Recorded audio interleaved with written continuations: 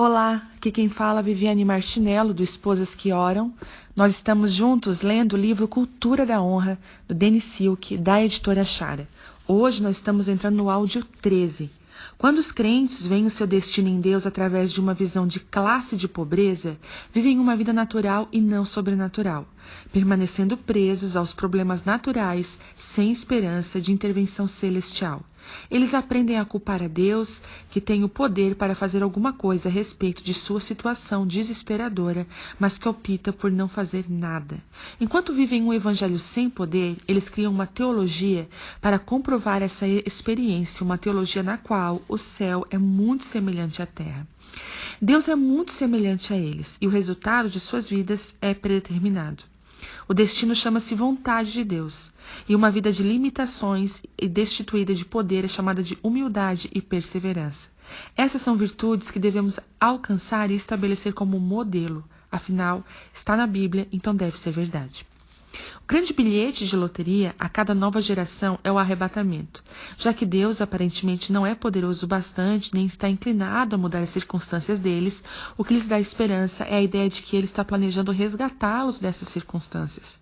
O conceito de ser poderoso ilude os que pertencem a essa classe de pobreza, porque a vida em Deus não é uma experiência sobrenatural, mas é apenas mais do que eles têm experimentado até agora. A classe média, por sua vez, tem uma interação muito mais poderosa com a vida. Eles acreditam que seus destinos e a qualidade de suas vidas são influenciados pelo fato de que eles têm escolhas. Ter opções cria uma expectativa de liberdade e o acesso a recursos produz uma expectativa de que a pessoa tem o poder para mudar o ambiente acrescentado a ela. Quando se deparam com problemas, as pessoas da classe média esperam ser capazes de mudar um sistema ou a maioria das limitações, a fim de seguir em frente com o desejo dentro delas. A classe média acredita que os sonhos podem se realizar. Ela acredita que pode ter qualquer coisa que quiser, desde que continue fazendo escolhas sábias e conseguindo práticas morais saudáveis.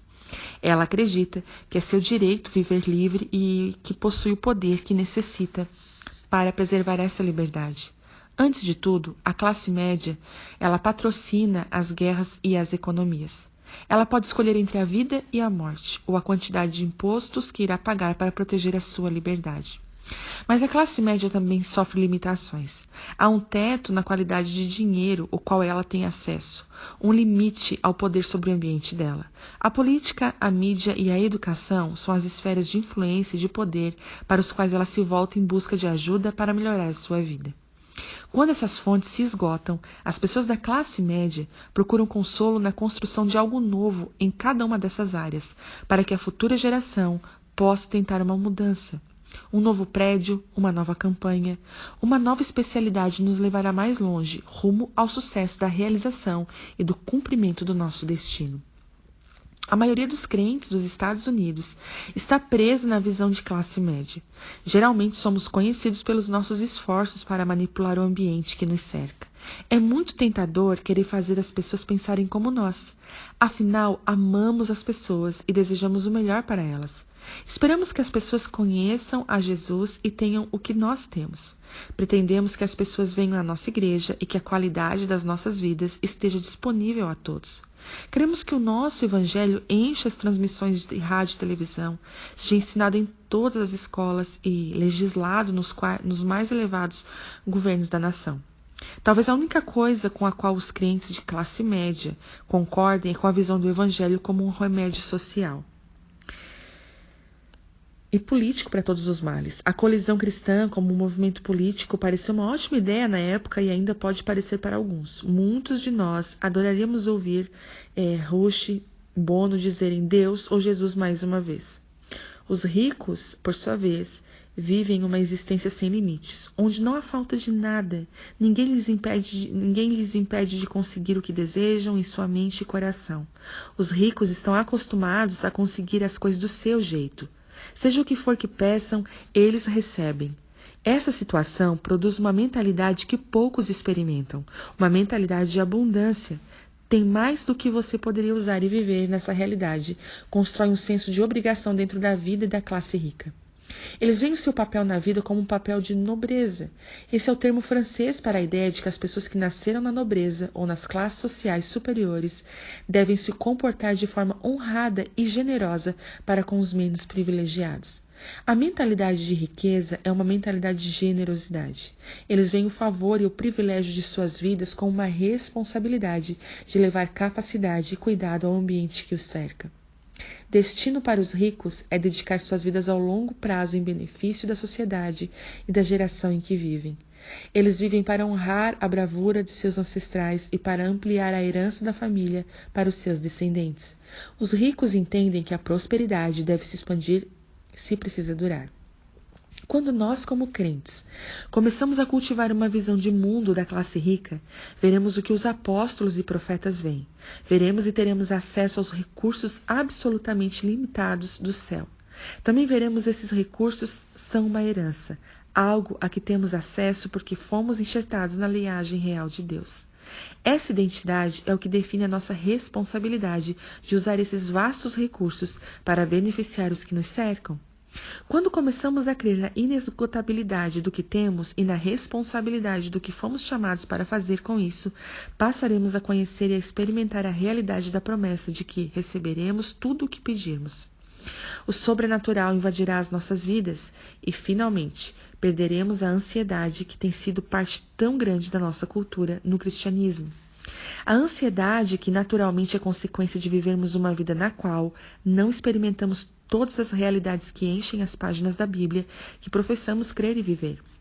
Espero que você possa perceber que deixar a casa do nosso Pai e entrar na nova casa do nosso Pai automaticamente transporta as nossas vidas para outra experiência diferente da que os nossos pais viveram. Embora valorizemos e entendamos o legado daqueles que vieram antes de nós, não estamos ansiando pelos dias antigos. Não estamos orando para que voltemos à igreja do livro de Atos.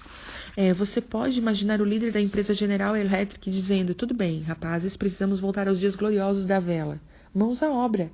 Levem-nos de volta. Vamos lá. Visão de mundo. Local, pobreza, classe média nacional e riqueza internacional. Todos nós temos uma visão do mundo. Ela é o conteúdo e a dimensão com os quais nos preocupamos enquanto vivemos nossas vidas. A internet e a televisão, a satélite, ajudaram a expandir a nossa consciência dos assuntos globais, mas cada classe continua com a sua própria prioridade no que se refere à visão do mundo.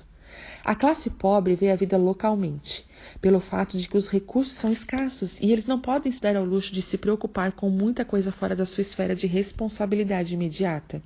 Um bairro, uma aldeia, uma cidade ou parte de uma cidade é o perímetro de preocupação e investimento para a mentalidade da pobreza.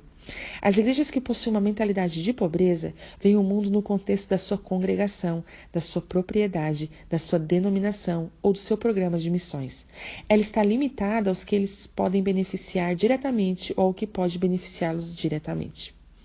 Os indivíduos da classe média tendem a se preocupar mais com sua nação, porque eles se sentem mais afetados com a situação do clima econômico e político nacional. Votação, notícias nacionais e previsões econômicas são preocupações sobre as quais eles assumem a responsabilidade mais prontamente para investir. As igrejas de classe média são aquelas que fazem as campanhas de saia e vá votar, e que garantem que os cristãos saibam quem são os candidatos. Os temas de oração estão voltados para o clima social e político da nação. A classe rica pensa internacionalmente. Essas pessoas são investidas globalmente. Por isso, elas estão entusiasmaticamente conscientes de que, como a atividade nos lugares de todo o mundo afeta a economia global, a mentalidade da riqueza entende o quadro maior e como uma comunidade global precisa ter êxito, assim como as comunidades nacionais e locais. Os crentes que têm uma visão de mundo rica viajam. Eles investem em suas vidas em uma macroinfluência. Creio que Randy Clark oferece um veículo como ninguém mais que eu conheça para dar aos crentes uma experiência de visão de mundo rica. Há um poder em viajar para outras nações, juntando-se a outros crentes para ver o céu, tocar a terra enquanto você pratica o ministério de milagres e cura, que promove uma expectativa ilimitada em sua vida. Isso ajuda você a se conectar ao fato de que o Evangelho, a Igreja e o Reino de Deus são realidades globais. É uma demonstração prática do comissionamento que Cristo nos deu de ide por todo mundo e pregai o Evangelho a toda criatura. A sua visão de mundo se expande à medida que você percebe que a agenda e os recursos do céu se destinam a impactar o globo e que você foi chamado para ser parceiro desse quadro global. Força motriz, pobreza, sobrevivência, relacionamentos e entretenimento. Classe média, trabalho e realização, riqueza, financeira, política e relações sociais. O que motiva você? Por que você se levanta de manhã? Vemos uma série de motivações nas diferentes classes sociais. Cada uma tem o seu próprio conjunto de valores essenciais, fundamentados no que os impulsiona ao longo da vida. A força motriz para cada classe está arraigada em como elas veem o mundo, onde vivem e como se relacionam com os recursos. Para as pessoas da classe pobre, a preocupação diária com a sobrevivência é como uma bússola para as suas decisões. E pelo fato de que acreditam com convicção em sua impotência, essas decisões geralmente seguem o curso de encontrar o caminho de menor resistência, a fim de evitar a dor. A busca pelo prazer e a fuga começa a cada dia, porque a vida carrega muita dor. A importância dos relacionamentos para os pobres é a experiência do amor e a conexão social que eles oferecem. A sua família e seus bons amigos são o seu mundo. Eles costumam estar juntos durante boa parte de suas vidas. Construir relacionamento entre vizinhos é natural e esses relacionamentos são vitais, porque eles geralmente oferecem uma vida de recursos para a sobrevivência. Infelizmente, porém, a tensão dos recursos limitados e o ímpeto pela sobrevivência geralmente levam ao detrimento e ao abuso nos relacionamentos. O entretenimento oferece um método fantástico de escapar da dureza da realidade da pobreza. A capacidade de um indivíduo entreter outros com habilidade como humor ou música o projeta para os lugares mais desejáveis da classe pobre. O valor do entretenimento e dos que atuam nesse ramo faz com que esse grupo produza a ambos. Quando a força motriz dos crentes é a sobrevivência e escapar da dor, eles vivem em um caos contínuo. Divórcios, adolescentes rebeldes, violência doméstica e crises financeiras são a cultura do lar. A ansiedade e o medo ameaçam devorar qualquer coisa que tente crescer nesses ambientes domésticos. As igrejas movidas por essa força motriz lutam para criar um ambiente de crescimento e avanço, tendendo, em vez disso, a construir um legado de conflito e contenda. Geralmente os recursos são a fonte de contendas. Como acontece com muitas nações que gastam décadas em guerras civis, essas igrejas são incapazes de se recuperar da última batalha com as autoridades governantes. Os despojos esfarrapados do que um dia foi um lugar rico em recursos tendem a marcar os destroços de uma igreja cuja força motriz é a sobrevivência. A capacidade de realizar é a força motriz da classe média, o que explica por que esse grupo em geral é mencionado como a classe trabalhadora.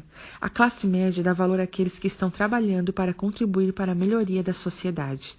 Poucas coisas são tão vergonhosas ou ofensivas para a classe média quanto as pessoas que não trabalham para ganhar a vida. Trabalhar duro para ganhar a vida está no topo do sistema de valores dessa classe devido ao valor que ela dá às coisas, ao planejamento do futuro e à realização. A educação, a personalidade e até a linguagem são motivadas pela necessidade da classe média de ter êxito em subir a escada do sucesso por intermédio do trabalho. Em uma família de classe média, os pais trabalham para criar oportunidades para os seus filhos terem uma educação que lhes permita conseguir um emprego que pague bem.